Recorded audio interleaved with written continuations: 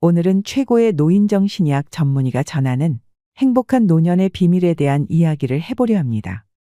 노부모가 있는 40대, 50대, 60대라면 이 영상을 꼭 시청해 주시길 바랍니다. 80세의 벽은 높고 단단하지만 그 벽을 넘어서는 최고의 방법이 있다고 하는데요. 그것은 바로 싫은 일은 하지 않고 좋아하는 일만 하는 것이라고 합니다. 와다 히데키라는 사람을 들어보셨나요? 최고의 권위를 자랑하는 노인정신의학 및 임상심리학 전문의로 30년 동안 노인 정신의학 분야에 종사하며 연구를 계속해오고 있습니다. 와다 히데키는 인생의 벽을 넘어 질 좋은 수명을 늘리는 정답을 공개하여 한국에서도 많은 이들의 호응을 이끌어냈는데요.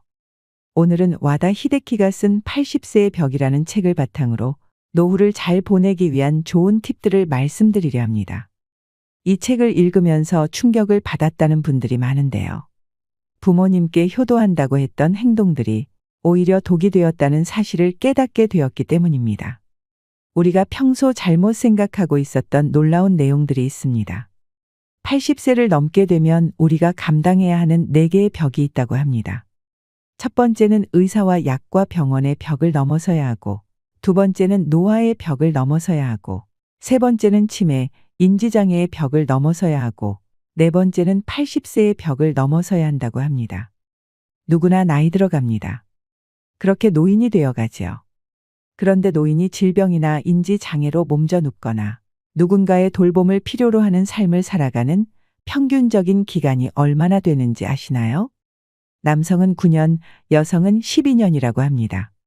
누구나 목숨이 닿을 때까지 하고 싶은 것을 다하며 살아가길 꿈꾸지만 나이가 들어서는 독립적으로만 살아갈 수는 없는 것이 인생이기도 합니다. 그것이 현실입니다.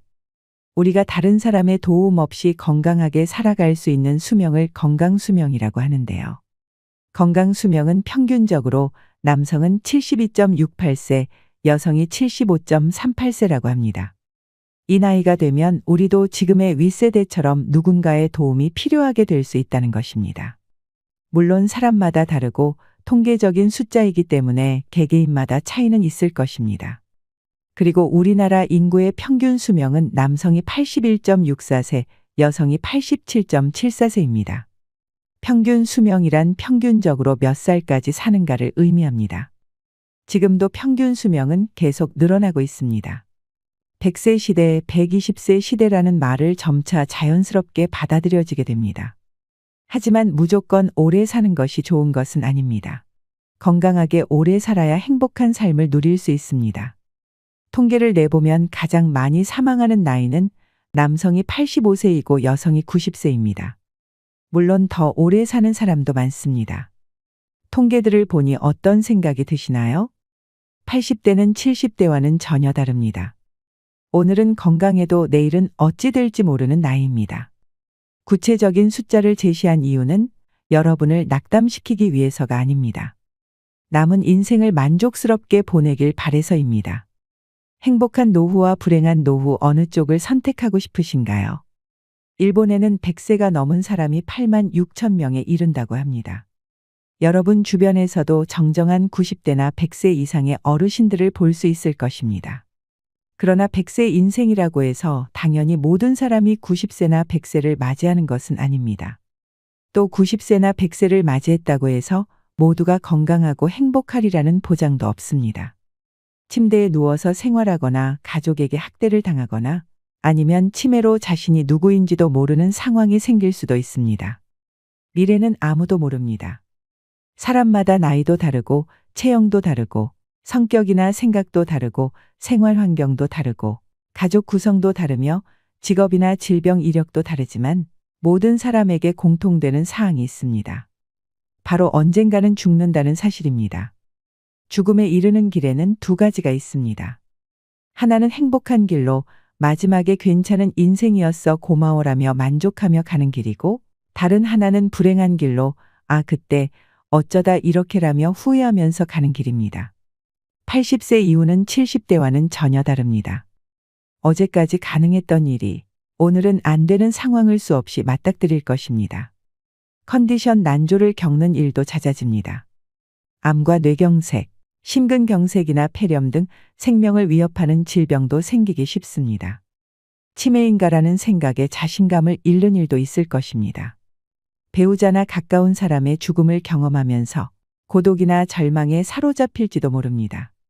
생로병사의 거대한 벽이 거친 파도처럼 덮쳐옵니다. 눈앞에 거대한 벽을 넘어서는 다양한 힌트가 있지만 가장 중요한 것은 노화를 받아들이고 지금 할 수 있는 일을 소중히 여기는 삶의 자세입니다. 이것이 행복한 노후와 불행한 노후를 가르는 기준이 됩니다. 행복은 주관적입니다. 즉, 자신이 어떻게 마음먹느냐에 따라 달라집니다. 예를 들면 노화를 한탄하여 이제 이것도 할 수 없고 저것도 할 수 없다며 없다를 되뇌기만 하면서 사는 사람이 있고, 노화를 받아들여 아직 이것도 할 수 있고 저것도 할 수 있다며 있다를 소중히 여기면서 사는 사람이 있습니다. 어느 쪽이 행복할까요? 80세가 넘으면 몸속에 암이 있습니다. 모르고 사는 사람도 많지요. 와다 히데키가 오랫동안 근무했던 병원은 노인 전문 병원으로 이곳에서 해마다 100명가량의 유해를 해부하고 연구했습니다. 그 결과 몸속에 심각한 질병이 있음에도 생전에는 알지 못한 채 다른 질환으로 사망한 사례가 적지 않다는 사실을 알게 되었다고 합니다. 요컨대 마지막까지 자각하지 못하는 질병도 있다는 뜻입니다. 암도 그중 하나입니다.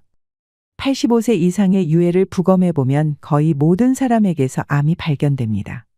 즉 80세가 넘으면 누구나 몸속에 암을 품고 있는 것입니다.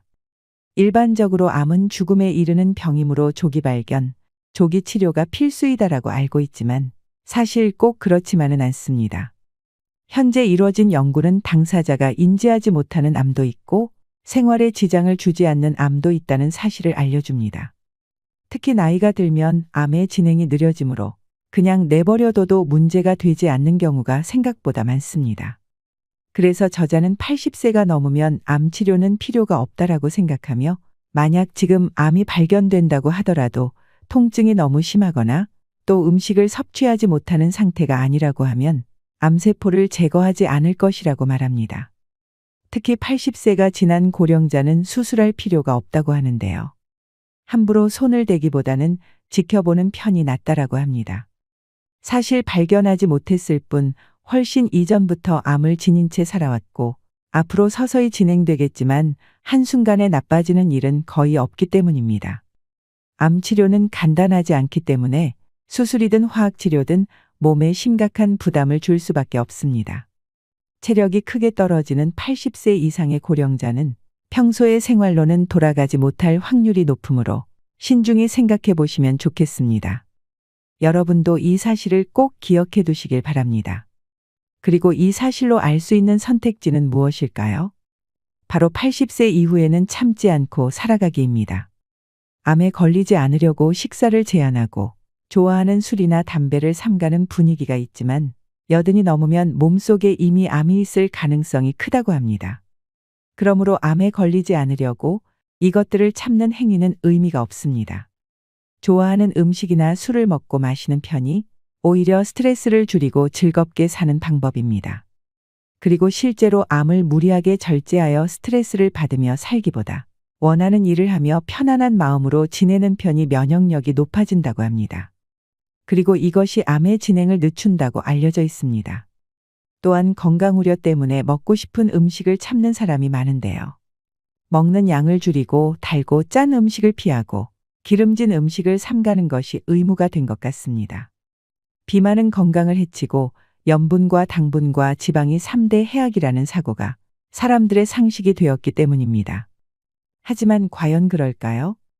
80세 이상이라면 더더욱 정답이 아닐 수 있습니다. 먹고 싶다는 욕구는 몸이 원한다는 뜻이기도 합니다. 고령자는 장기 기능의 저하로 식욕이 증가하는 경우가 있습니다. 예를 들면 염분이 그렇습니다. 사람은 염분이 없으면 살지 못하는데 나이가 들면 신장이 염분을 과도하게 몸 밖으로 배출하여 혈액 속에 염분이 부족해지는 현상이 나타나기도 합니다. 신장에는 나트륨을 저장해 두는 기능이 있어서 체내에 나트륨이 부족해지면 배출을 멈추고 모아두는데 문제는 노화로 인해 염분 저장 능력이 떨어지면 배출을 막지 못해서 염분이 부족하게 됩니다. 그래서 어르신들 중에 짜게 드시는 분들이 많은 것도 그런 이유일 수 있습니다.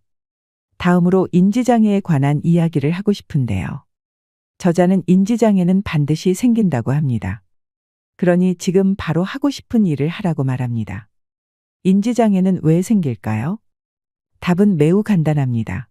나이를 먹기 때문입니다.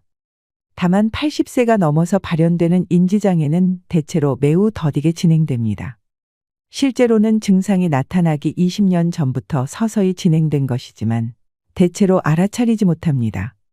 인지장애는 증상이 발현된 이후에도 계속 진행되며 근본적인 치료는 불가능하다고 하지요. 암과 마찬가지로 85세가 넘은 거의 모든 고령자 대부분이 알츠하이머형 뇌변성이 있다고 합니다. 즉 인지장애는 병이라기보다 노화 현상에 가까워서 나이가 들면 누구에게나 생기는 증상이라고 생각하시면 됩니다. 근력이 쇠약해져서 운동 능력이 떨어지거나 피부에 주름이 잡히고 흰머리가 생기는 것과 같은 이치입니다. 인지장애 증상이 발현되는 나이를 조사한 데이터를 보면 60대의 증상이 나타난 사람은 1에서 2%에 불과하지만 70대 전반에는 3에서 4%에 이르고 70대 후반에는 10% 정도가 됩니다.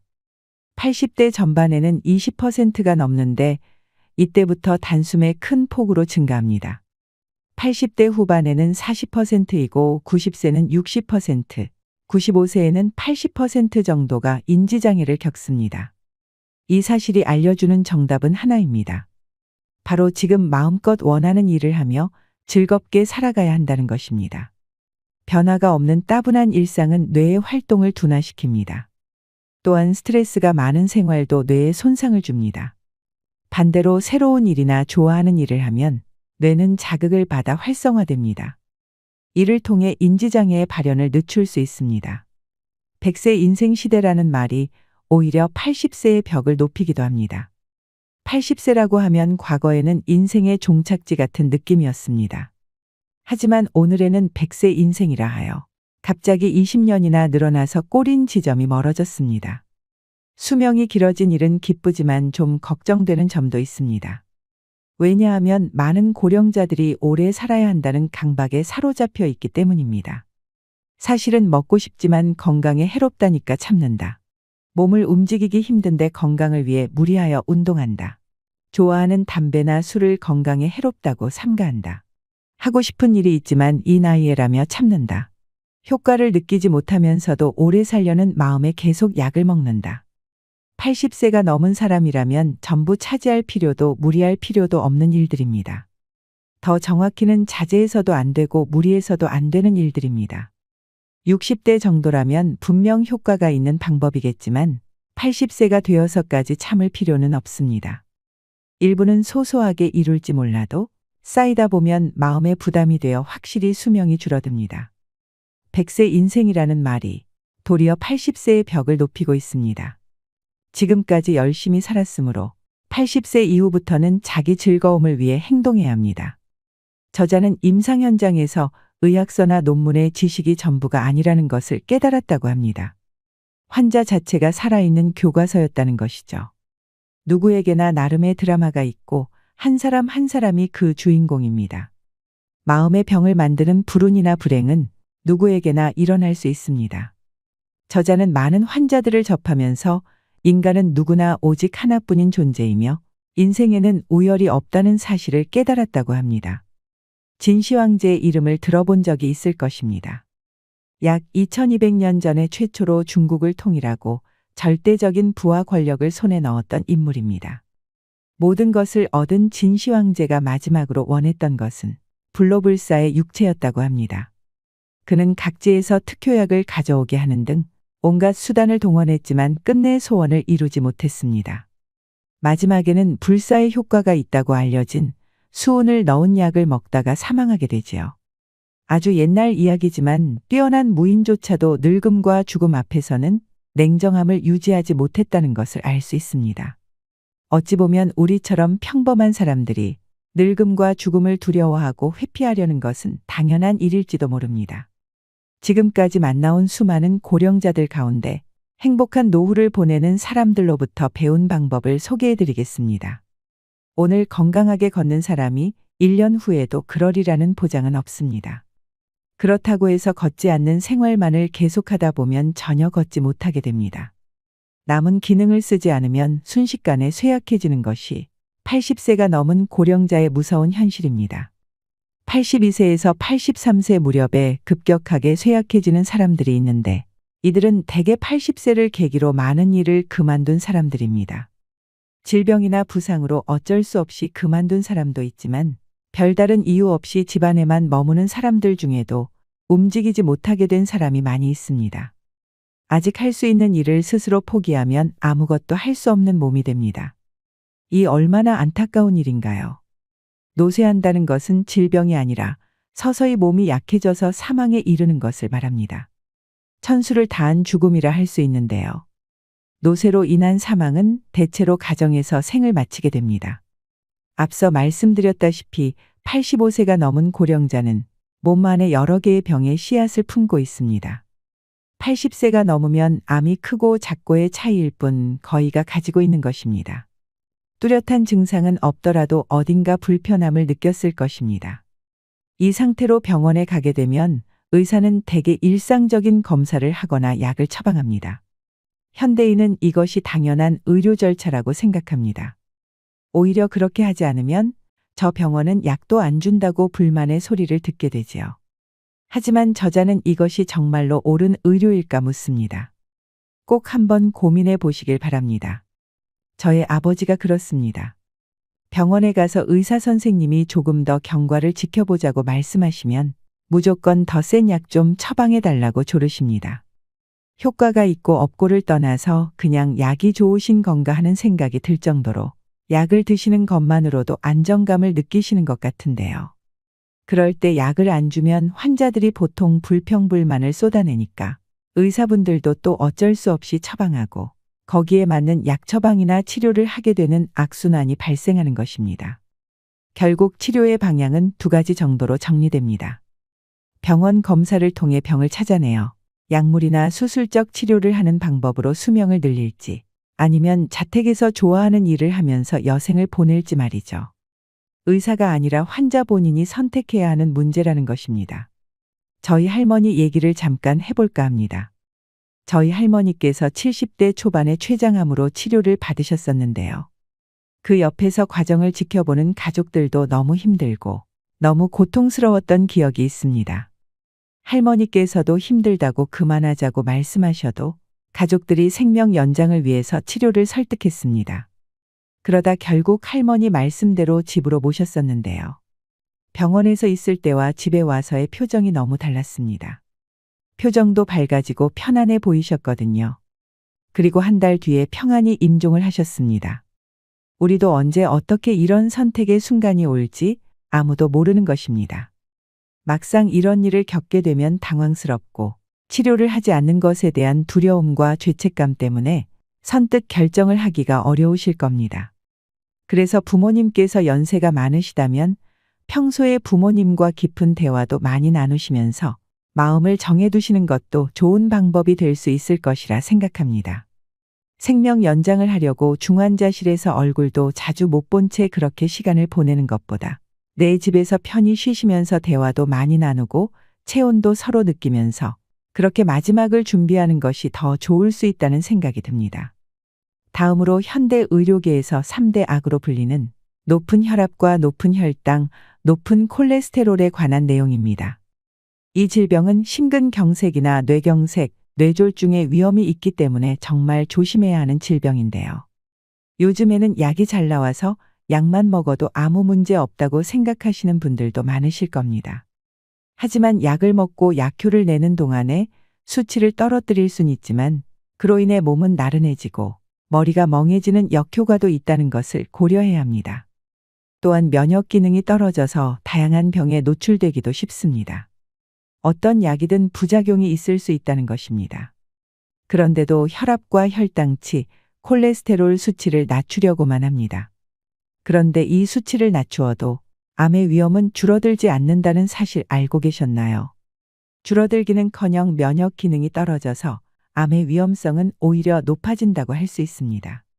특히 콜레스테롤은 면역세포의 원료가 되기 때문에 콜레스테롤 수치가 높을수록 쉽게 암에 걸리지 않는다는 조사 데이터도 있습니다. 또한 콜레스테롤 수치를 떨어뜨리게 되면 이를 원료로 하는 남성 호르몬도 감소한다고 합니다. 이 남성 호르몬은 심신의 건강 유지에 꼭 필요한 성분으로 남성 호르몬이 감소하면 기운이나 의욕이 사라지고 근력이 저하되고 감정이 불안정해집니다.